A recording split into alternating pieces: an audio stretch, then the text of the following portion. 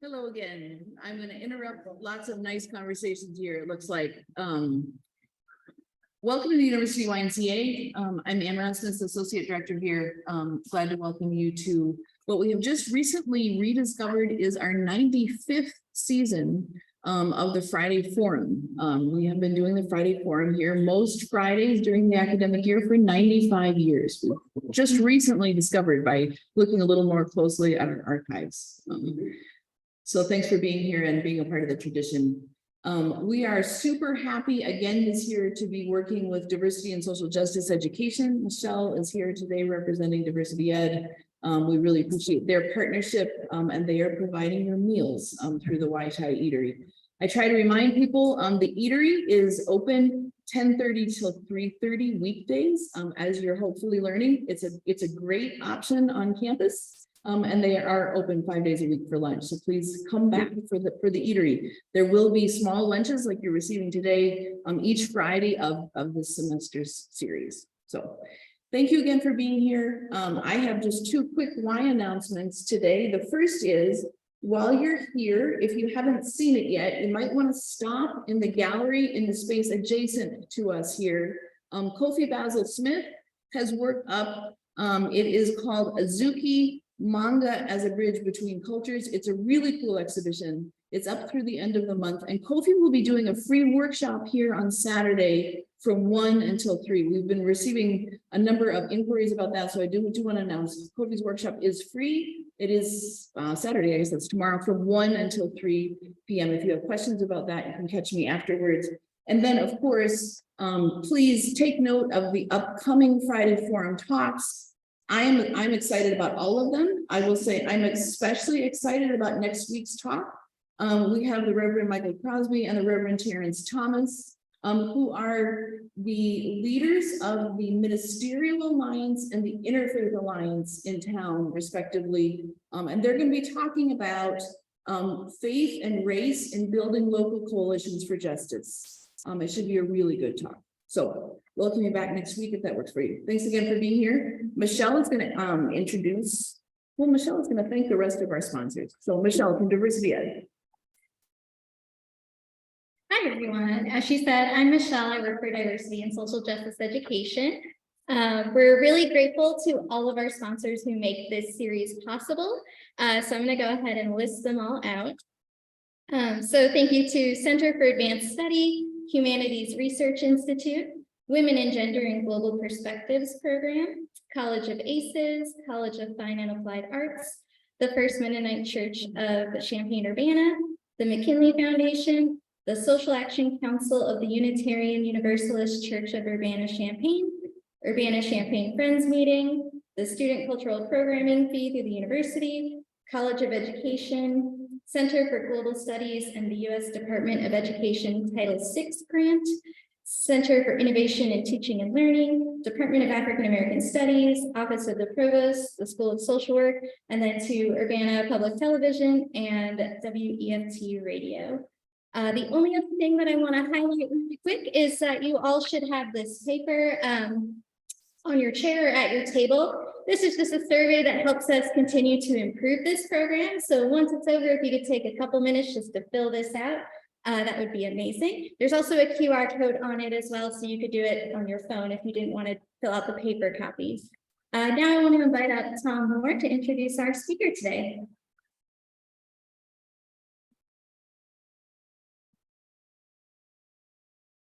Thank you.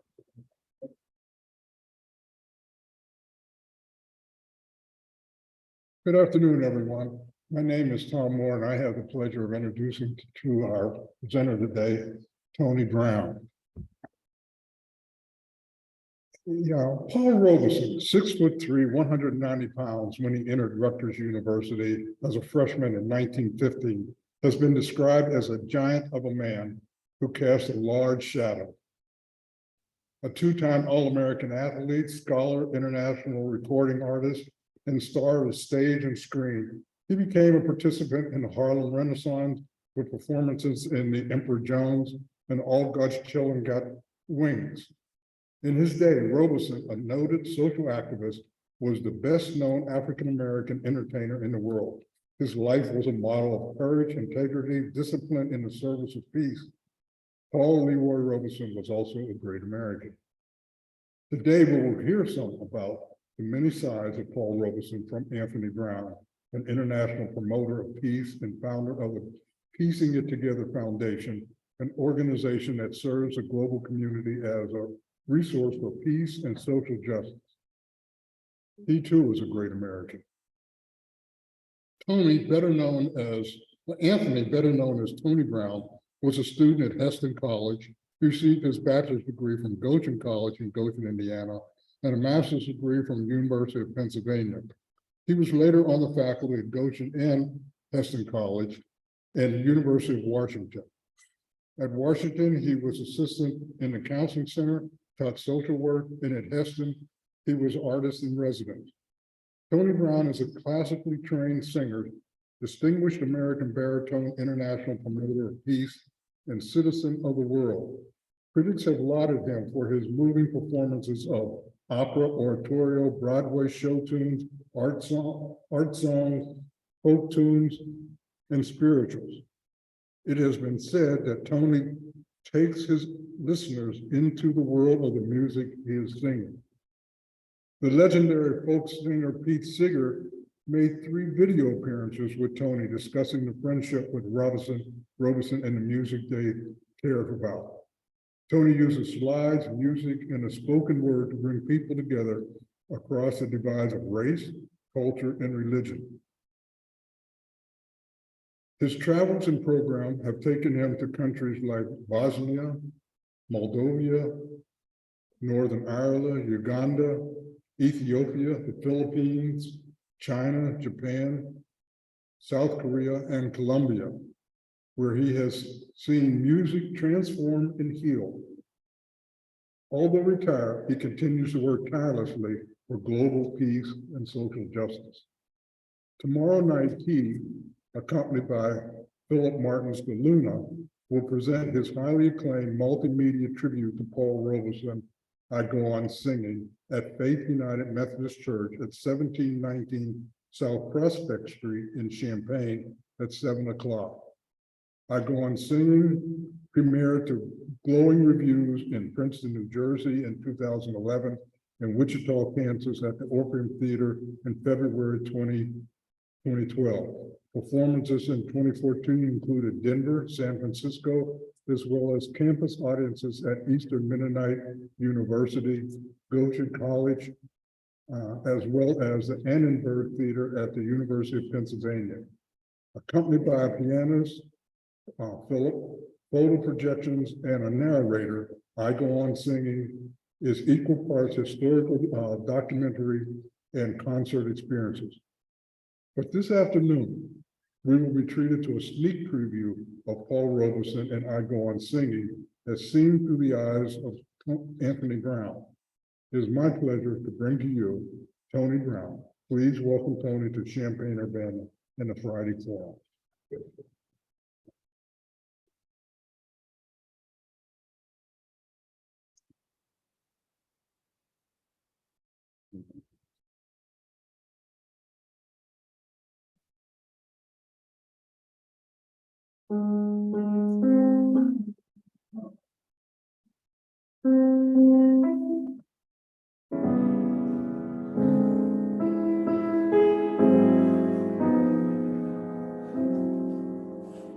Without a song, the day would never end. Without a song, the road would never bend.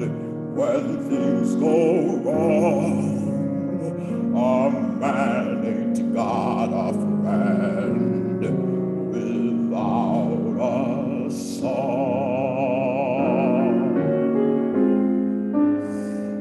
that field of corn would never see a plow. That field of corn would be deserted now. A man is born, but he's no good, no how, without a song. I got my trouble and woe, but sure as I know the Jordan will roll, I'll get along as long as a song is strong in my soul. I'll never know what makes a rain to fall. I'll never know what makes the grass so tall. I only know there ain't no love at all without a song.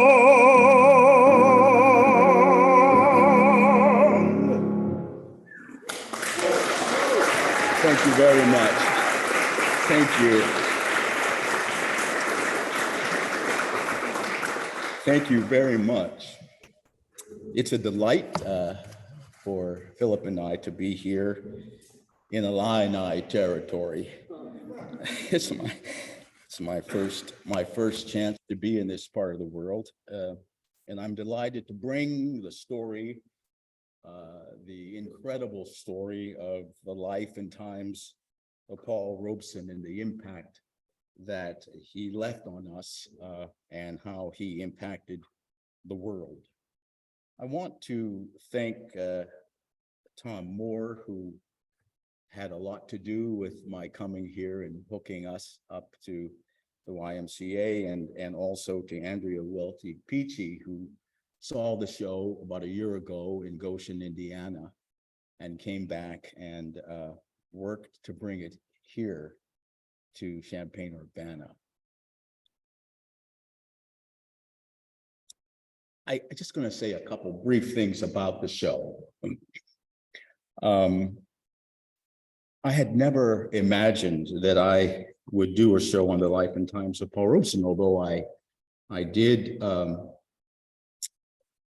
was very aware of him, and I had read lots of his writings and others who wrote about him, but I never conceived of a show. I conceived of a concert singing his songs. And I was interested in doing a show, actually a concert, with two other people, Michael Martin Murphey, who is a 1970s cowboy country western singer. He was big in the charts in the 70s, and with a noted Native American whose name was Robert Mirabal, and he lives in Taos and was a Pueblo Indian. And I had made contact with Michael Martin Murphy. Michael Martin Murphy said I would be delighted to do that, and I was delighted that he said yes. And then I took a train trip out to Taos, where I met Robert Mirabal. And I was picked up at the train station by a man who I found out, Andrew Flack, who was a playwright. And in my being there over a course of 3 days, I got a chance to know both Robert and Andrew Flack.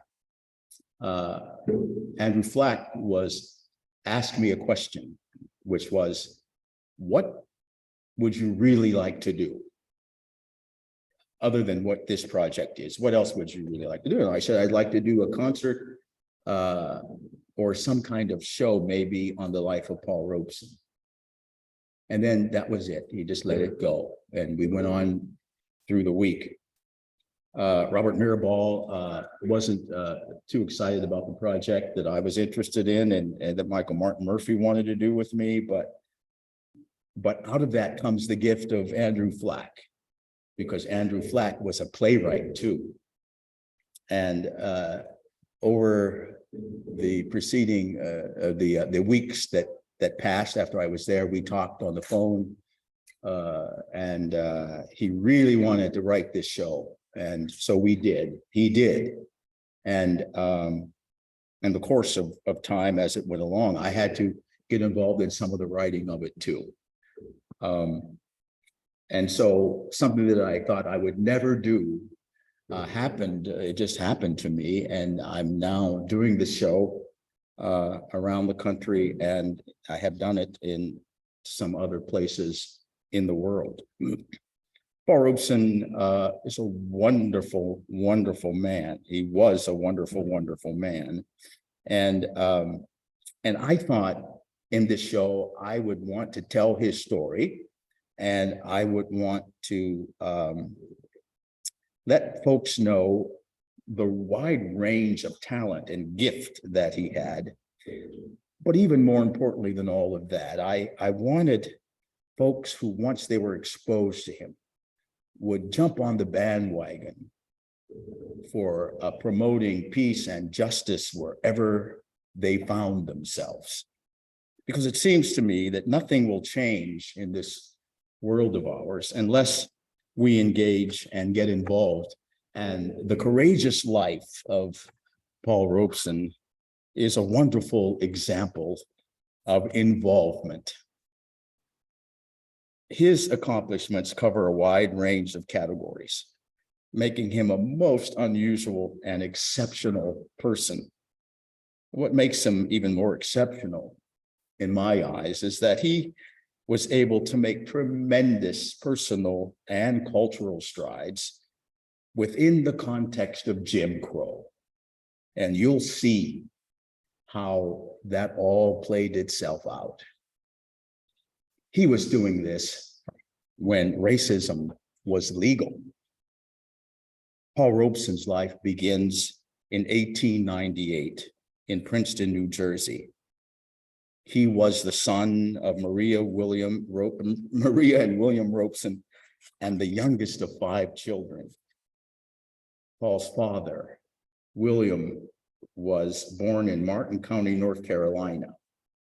He was enslaved there, and he and his brother Ezekiel escaped, and they came north on the Underground Railroad when William Robeson was only 16 years old. They had the courage to return to the South to visit their family and escape a second time on the Underground Railroad. Both of them, both William and Ezekiel, fought in the Union Army. And after the war, William stayed in the North, and Ezekiel, his brother, returned to the South to be with his parents and his extended family. William Robeson would study theology at the Divinity School in Lincoln University. He was quite a bright person. I'd say he had a tremendous resilience about him. He earned a master's degree in theology in 1876. Paul Robeson would have that same kind of resilience. And he became the pastor of the Witherspoon Presbyterian Church in Princeton. And he eventually married a woman by the name of Maria Louisa Bastille, who came from a very prominent family in Philadelphia. Her people came from African and English and Quaker roots, and they could trace their family roots back to 1608. I should also note that Paul had siblings. He was the youngest of 5, although they had 7, 2 were miscarriages. And the oldest son, his name was the namesake, William Drew Robeson, but they called him Drew. He became a physician. His next brother was Reeve Robeson, who became a businessman, lived in Detroit. And his sister, Marion, was a school teacher. So they all were educated people. And and did very important things. None of them, however, rose to the kind of stature of the youngest child, Paul Robeson. Paul was 2 years old when his brother William Drew, they called him, tried to enroll at Princeton University. Unfortunately, he didn't get in, he didn't get accepted and at Princeton, and it hit a nerve in his father, William. It hit a big nerve because he had all of the credentials, the achievements, the GPA. He had everything that he needed, but it hit a nerve, and he went. William, the father, went to the president of Princeton University, who happened to be Woodrow Wilson, who would later become president of the United States. And William confronted Woodrow Wilson. I mean, he gave it to him. And Woodrow told him point blank, we don't accept colored people. The upshot of that was that Woodrow Wilson had him kicked out of the Witherspoon Presbyterian Church, where he was pastoring. Before the Witherspoon Church was built, African Americans were meeting at the same time that the white church was meeting, because they met in the white church, but they all sat in the back of the church. They wanted their own church, so the mother church built them one, and essentially they ran the church, even though that's where the black folks worshiped. The white folks really ran the church. So Woodrow knew who to talk to have William Robeson thrown out of the church, and that's what happened.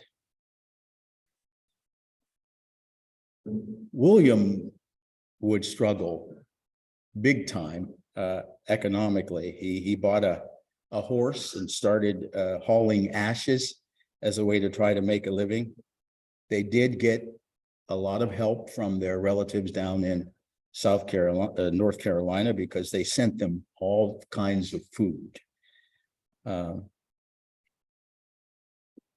Drew went to Lincoln University, the school where his father graduated, a historically Black college, and he did his education there and then went on to med school. Paul, in his autobiography, Here I Stand, speaks of his father and how he handled those very difficult times when they were struggling to make ends meet. He says, he was still the dignified Reverend Robeson to the community, and no man carried himself with greater pride. Not once did I hear him complain of poverty and misfortune of those years. Serene and undaunted, he struggled to earn a livelihood and see to our education. When Drew would come home, his brother, when he'd come home from college, he would always work with Paul, teaching him, because Drew was playing football at college. And he would always work with Paul, how to run the football, how to tackle, how to block. Paul refers to his brother as his first coach as it relates to the fundamentals of football. The family would never be the same, though, after Maria Luisa, Paul's mother, was trying to take the rug out from under the wood-burning stove, and her son was helping her. And the ashes came out of the stove as they tilted it, because the door opened, and some of the flames jumped up onto her.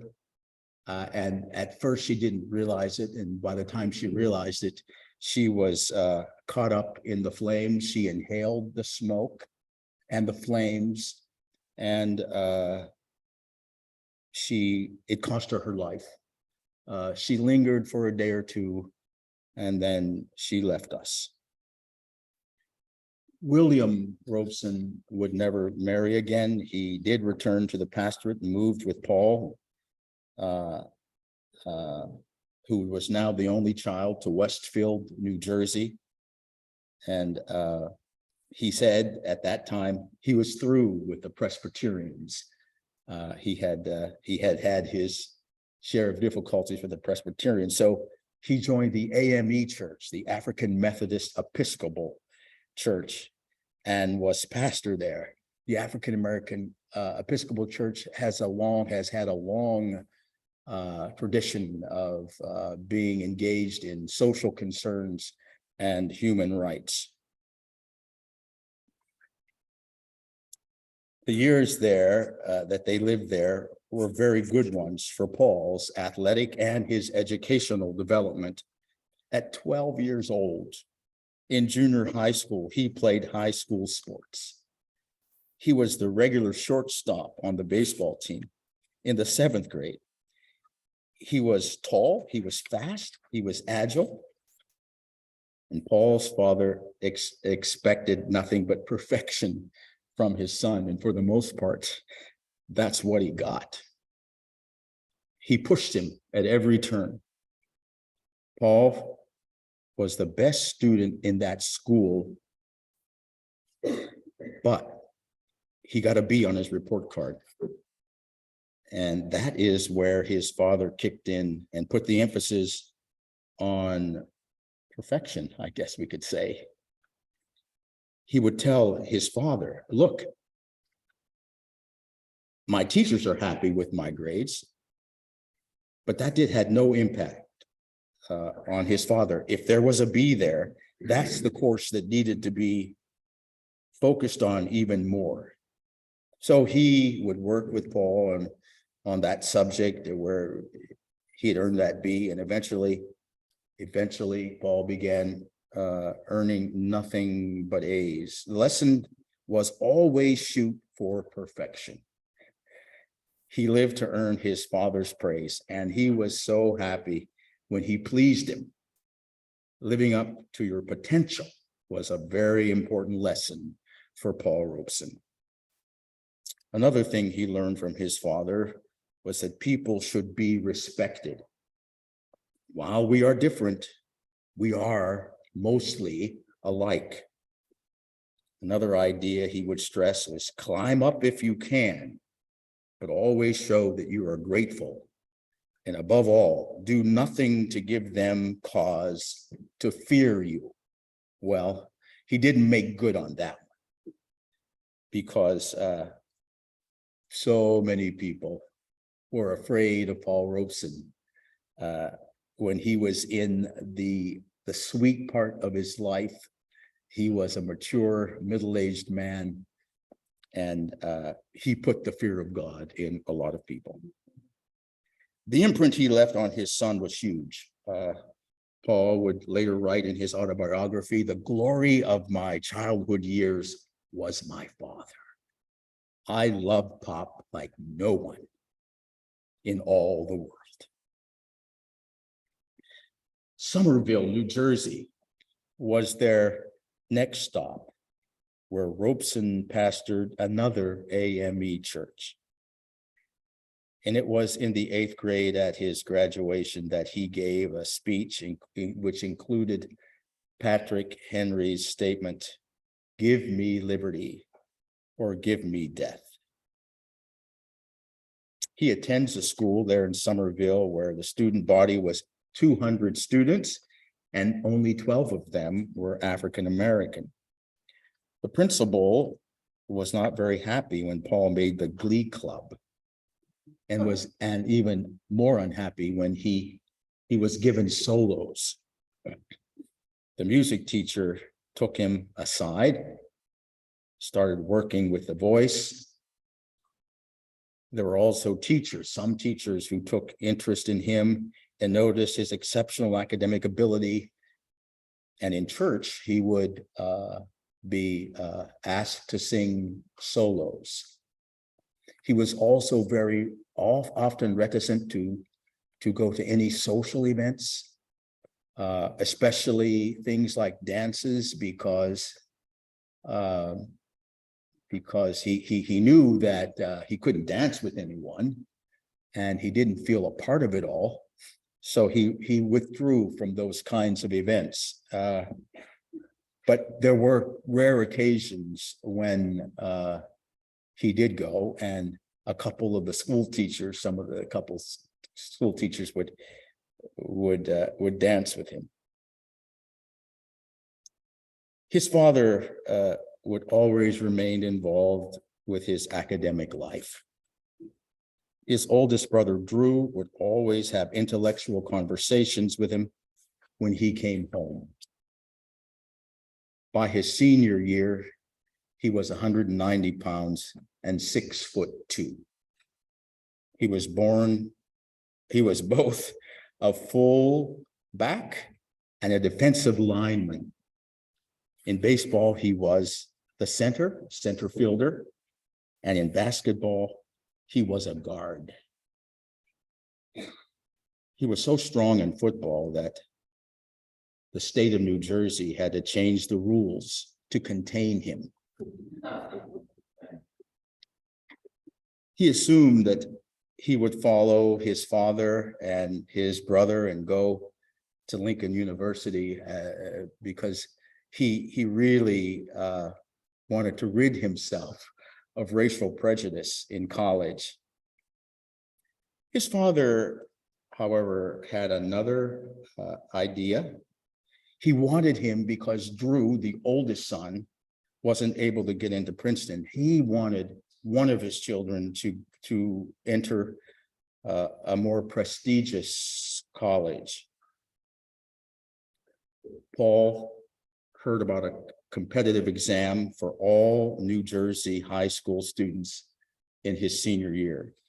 The prize, if he won, was a 4-year full ride scholarship to Rutgers College. What he learned was that the principal at the high school deliberately never told him and his dad about this opportunity. And so he was coming at this at a real disadvantage.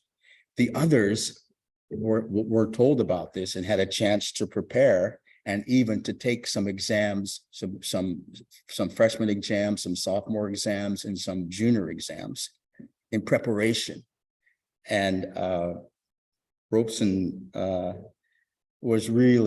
had to play catch up.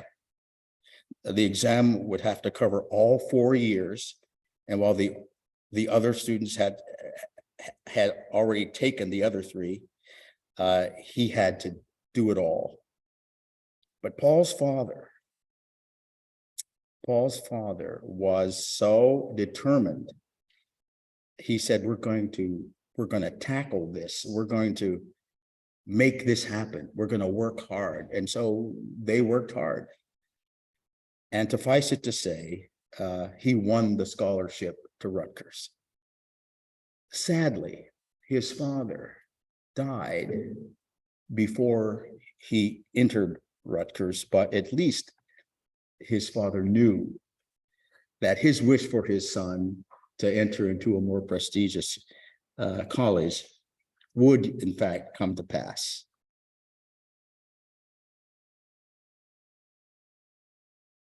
Paul, I'll just put it this way, it wasn't particularly easy for Paul at Rutgers.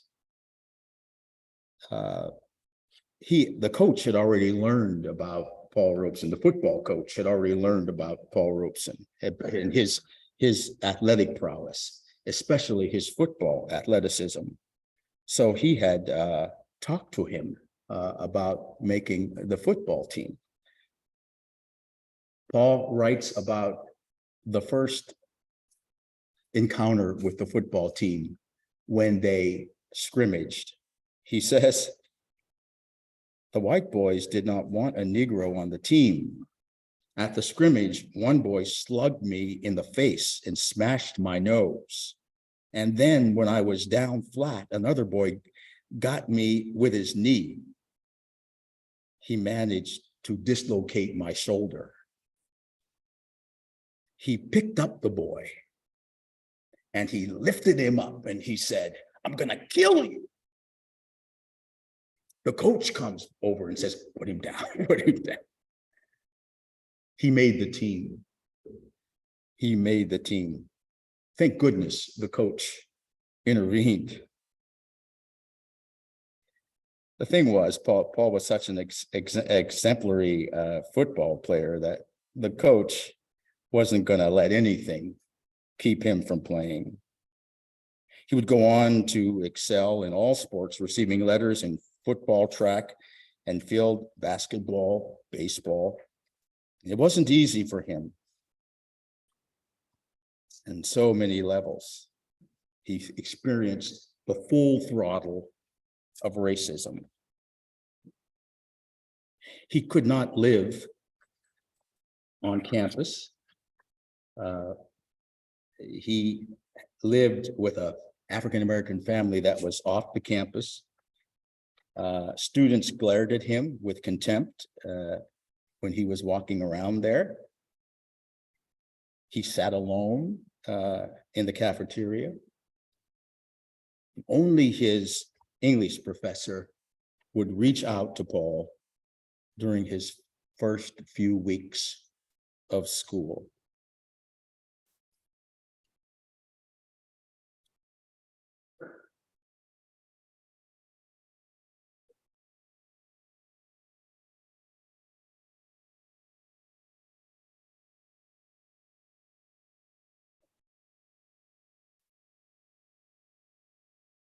He was a boy of steel, because generally speaking, he took it all in stride. And even though it was profoundly painful and hurtful, he took it all in stride and understood the times that he was living in, and did the best he could. He would eventually be named an All-American and the #1 football player in the country. He sang in the Glee Club, but was not allowed to travel off campus with the group. In his junior year, he was elected to Phi Beta Kappa. But when his teammates elected their senior captain, his name was never mentioned. Paul Robeson will go on to become the valedictorian of his graduating class at Rutgers. His father would not live to see him graduate. More than that, he wanted, well, he got his wish. He got his wish that one of his children would go to a place like Rutgers.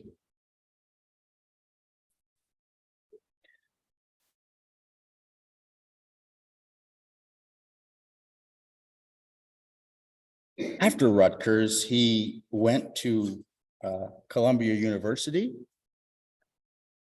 He was doing two things. He was studying at Columbia University, but he also had a deep artistic sense, and he loved music and he loved drama. And so he was doing that. He was auditioning for plays.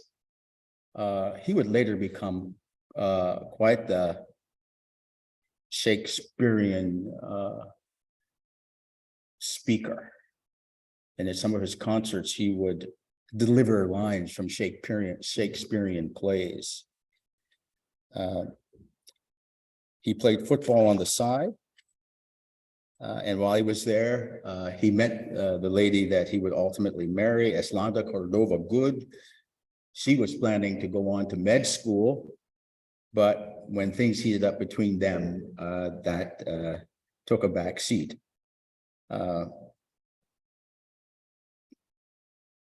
She was a huge support for Paul Robeson and really did assist him on many levels in helping to elevate, give visibility to his artistic skills.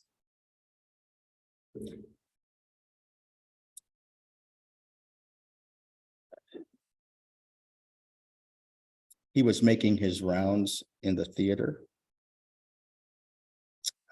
and was making lots of connections and meeting a lot of people.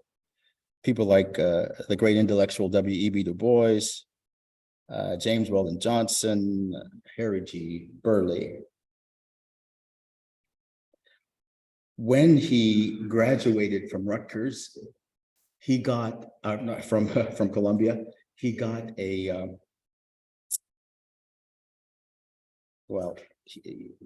when he graduated, he got a job and in a law firm, and his coach helped him get that.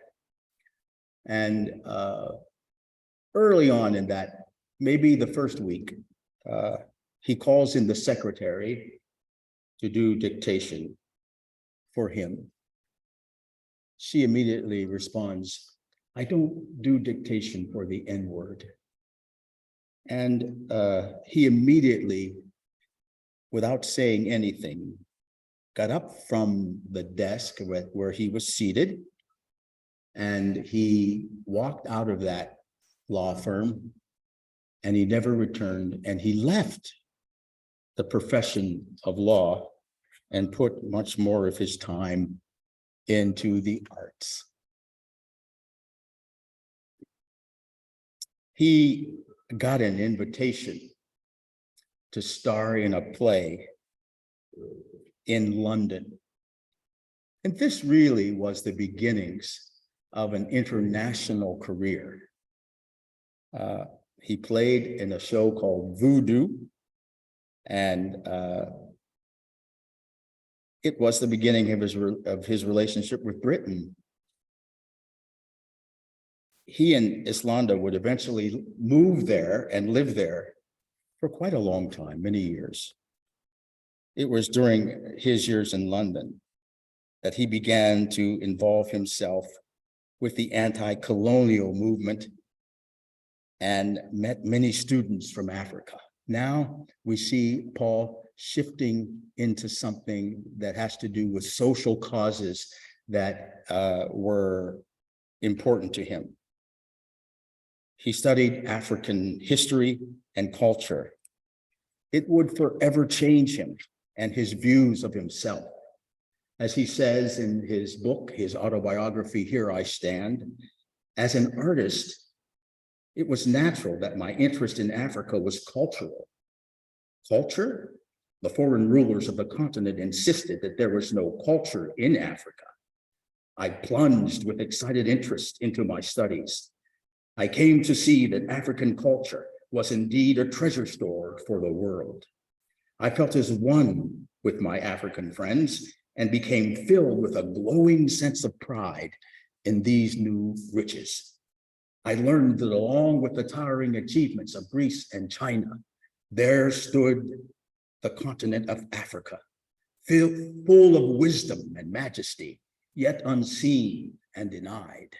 As for myself, I belong to Africa. If I am not there in body, I am there in spirit.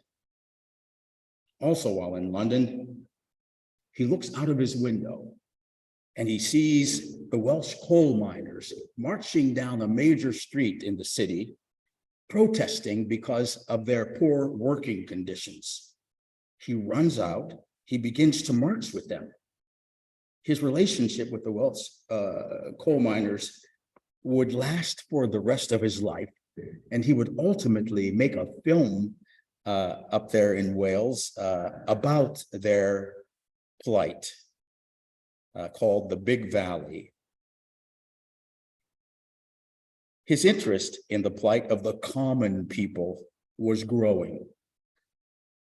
Common people from all around the world. I should also add that his propensity for languages, his ability to speak languages was amazing. He spoke 22 languages fluently. As Paul's star rose, there was simultaneously social change going on in Europe, on the European continent. Fascism was on the rise in Italy and Spain. Hitler was coming into power. He began to see the emergence of the Soviet Union as hopeful, as he was impressed that in one generation, the serfs had risen as equals. This was not something he could claim about the people in the United States and about the African Americans in the United States. And he was not holding back his words. At the request of a playwright in Russia, he was invited to Russia and states that for the first time in his life while there, he felt like a full human being. This would be the beginning of many trips to Russia. And his son, Paul Robeson Jr., would go to school there. He too was fluent in Russian. The people loved his singing, and his attempts to speak Russian at that time were very much appreciated, and to sing in Russian. He understood that a huge difference was made when you could speak the words of the people in the country that you were in. And it did make a profound difference. The Soviets loved him. Everywhere he went, he was lauded for his fine voice and his wonderful message, focusing on the oneness of the human family. By now, he was the most famous African American in the world. In 1940, he and his wife Essie returned to the United States, and he continued his work for the common people in the United States. As he told the press, "I won't be singing for the next couple of years except for the rights of my people in the United States. No pretty songs, gentlemen. Time for some full citizenship." He connected to many progressive organizations and helped to raise money for their causes. And by now he was, as I said, the most famous African American in the world. He wasn't afraid. He was really a fearless man at a time when you could get in real trouble for speaking out as an African American man. But he was fearless. He met with Harry Truman and encouraged him to take action against lynchings in the United States. He marched with American workers for better working conditions. He was invited to Paris by W.E.B. Du Bois, the great African-American scholar. He was invited to Paris to attend an international peace conference of young people from all over the world. And while he was there, he made a statement that caused many in the States to question his patriotism. He said, "It is unthinkable that American Negroes would go to war on behalf of those who have oppressed us for generations against the Soviet Union, which in one generation has raised our people to full human dignity." He was misquoted in the American press as saying, "Negroes should not defend their country." Those words were labeled as treason, and they were words he never spoke. Eventually, he lost the right to his passport. It was revoked. And for 8 years, he would live in the United States, unable to leave and to connect to all of the folks that he had come to know in other parts of the world. They loved him, and the letters came flowing into the White House, trying to get the government to give him his passport back. He was blacklisted in this country. The entertainment community turned their back on him completely. He wasn't working. So these were difficult times. He was isolated. He was isolated from his own community in terms of the African American community. The leaders didn't want to get too close for fear of what might happen to them. The Un-American Activities Committee, headed by Joseph McCarthy, called him in and said to him, if you don't like the United States, why don't you leave it? Well, he can't. So he says, well, because my father was a slave and my people died to build this country. I'm going to stay right here and have a part of it just like you. And no fascist-minded people are going to drive me from it. Is that clear? Once again, fearless. They were, however, difficult days for Paul, but he was loved all around the world by millions of people and by many here in the United States. He never embraced the idea put on him by McCarthy that he was a communist, although I think it's safe to say that he how could we say this? He was a supporter of equality and equal rights. And it appeared to him that in Russia, there was more of that happening over there than what was happening over here. He had many friends that were communist, but he never said that he was one. He was a committed international citizen who fought for human rights for his people and other oppressed people around the world. He was able to get his passport back, and his first stop was Carnegie Hall, where he sang to a standing room only crowd. People loved him in the United States. From there, he would travel to Russia. And of course, he was met with throngs of people there. He was going to be there for a little while, and then from there, he was going to go to Cuba. Something happened to him in Russia. Something happened to him in Russia that was really most unfortunate.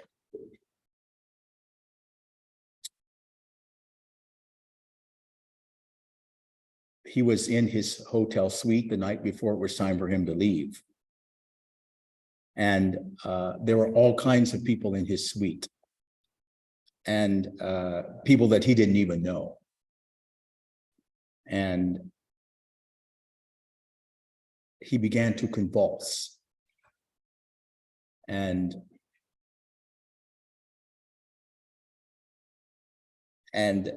he essentially became quite ill, couldn't go the next day to Cuba because physically he wasn't able to.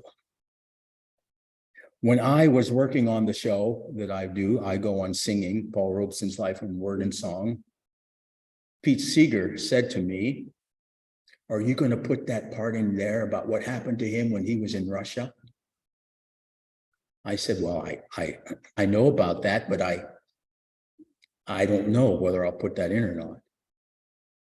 He said, well, you talk to his son, because his son was there too.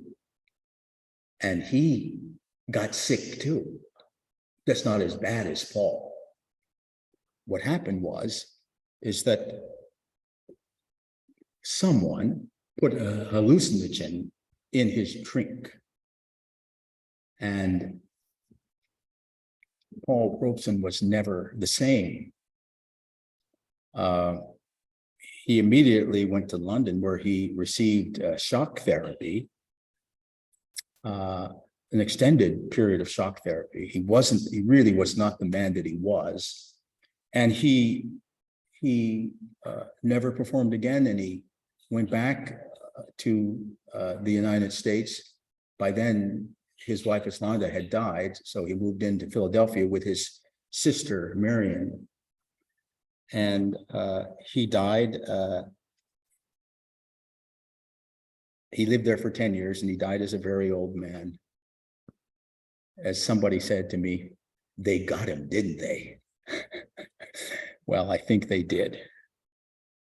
Shortly, Harry Belafonte, shortly before, and Harry Belafonte, by the way, Robeson mentored Harry Belafonte. He mentored many, but Harry Belafonte was a protege of Paul Robeson. So Harry Belafonte visits him in Philadelphia, and he was living at his sister's. And as I said, and he said, Belafonte says, and I looked at this giant of a man who was quiet, he was frail in body, but still strong in spirit.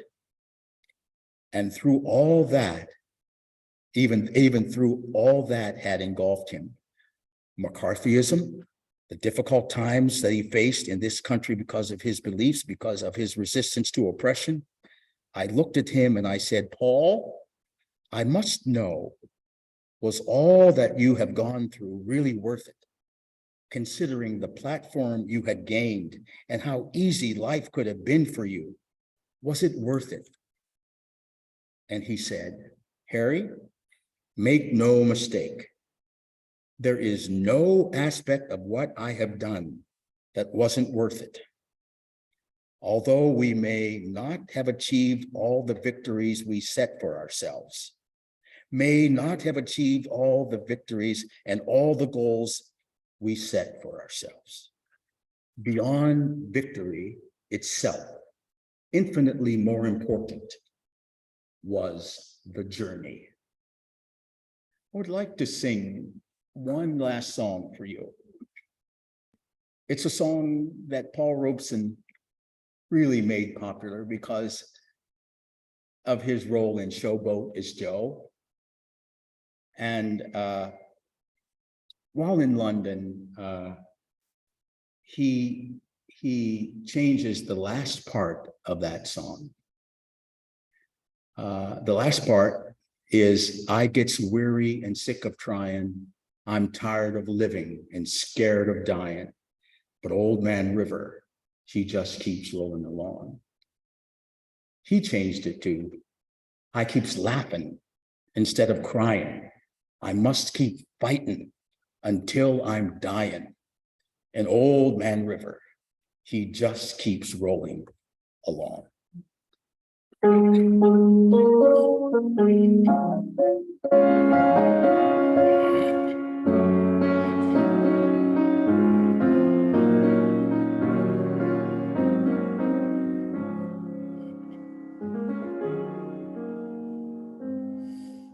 There's an old man called the Mississippi. That's the old man I don't like to be. What does he care if the world's got trouble? What does he care if the land ain't free? Oh, man river, that old man river, he must know something, but don't say nothing. He just keeps rolling, he keeps on rolling along. He don't plant potatoes, he don't plant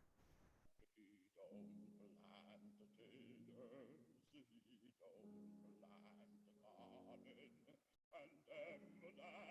that plants 'em is soon forgot.